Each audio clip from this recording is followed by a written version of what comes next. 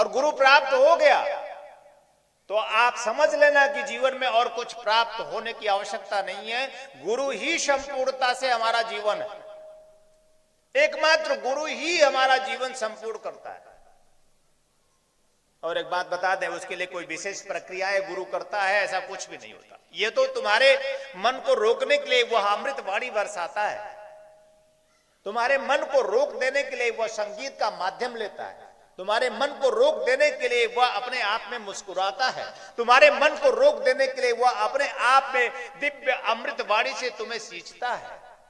लेकिन मूल अर्थ है कि तुम रुक जाओ, तुम रुकोगे, तुम ठहरोगे। जिस दिन जिस पल एकमात्र अपने गुरु में एकनिष्ठ होकर, एकनिष्ठ भाव में संपूर्णता से श्रद्धा और विश्वास अर्पित करोगे तो तुम्हारा जीवन अभी और यहीं पूर्ण हो जाएगा।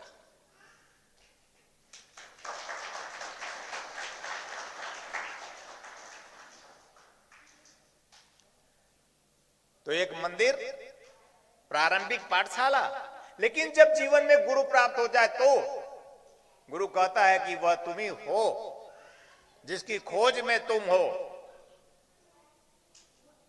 जिसकी खोज में तुम हो वो तुम ही हो।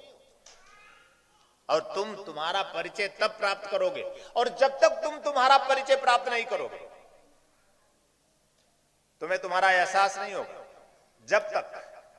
तब तक तुम्हारा जीवन पूर्ण नहीं होगा।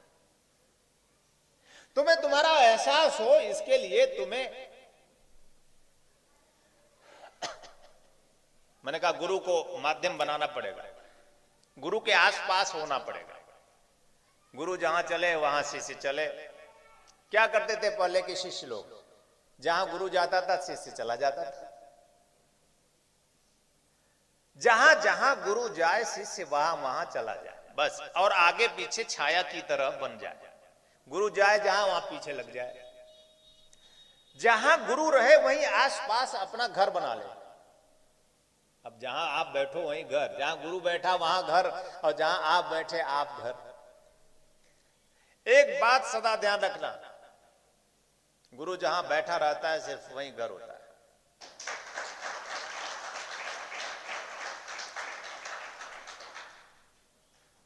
और गुरु अगर हृदय में बैठ जाए तो तुम्हारा यह पूरा शरीर घर हो गया उसका। तुम्हारे हृदय में गुरु होता है तो तुम्हारे हृदय में तुम भी धड़कते हो। ध्यान रखना, तुम्हारा हृदय गुरु है और धड़कन तुम हो प्रिय। हृदय गुरु है प्रिय, गुरु हृदय है प्रिय, और धड़कन शिष्य है प्रिय। स्वयं प्रभु ने समय विशेष में मुझसे कहा था कि कमल,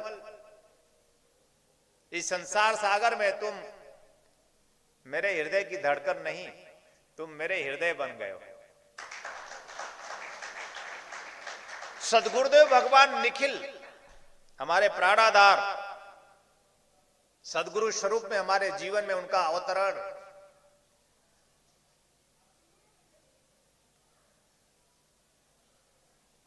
कहते हैं कि गुरु का नाम लेना भी पाप होता है, क्योंकि जब उसका नाम लेंगे तो प्रेम कम हो जाता है। लेकिन उसकी ओर संकेत करने के लिए उसका नाम लेना पड़ता है, क्योंकि बिना लिए तुम समझते नहीं। एक बार मैंने उन्हें देखा और जीवन परिवर्तित हो गया। शिष्य का अर्थ गुरु को देखे और बदल जाए। गुरु बदलना नहीं चाहता। किसी भी शिष्य को कोई भी जबरदस्ती कोई गुरु नहीं बदल सकता, और कोई भी शिष्य भी अपने जीवन को जबरदस्ती बदल नहीं सकता।